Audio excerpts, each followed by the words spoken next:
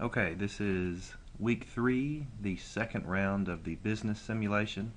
And we're just going to do a quick look over them all. I'm not going to take too long to do it. Let's first look at unit margin on how everyone had just about above $2 unit margin.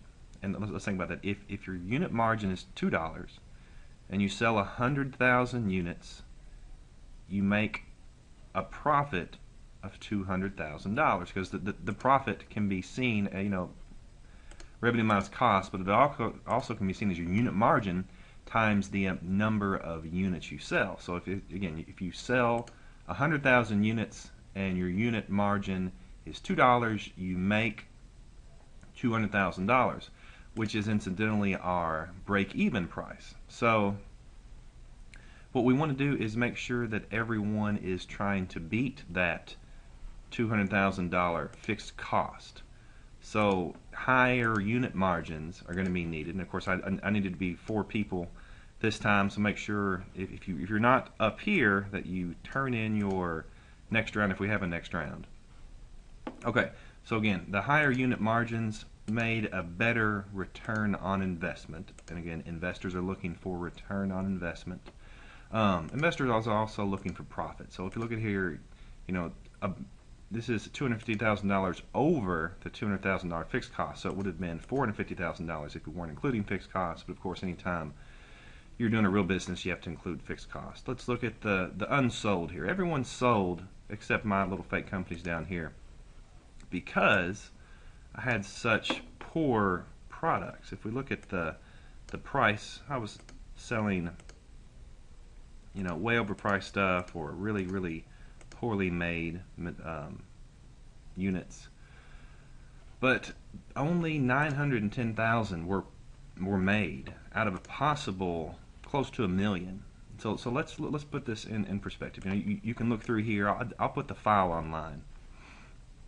But if you raised how many you were producing, let's say the Kaufman company decided to produce 200,000 units. Let's go over here and see what happens to the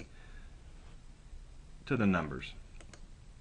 So again, right now they're losing money because they weren't even able to cover their fixed cost, but they're selling a really good product. And the unit margin is $1.99, $8.50.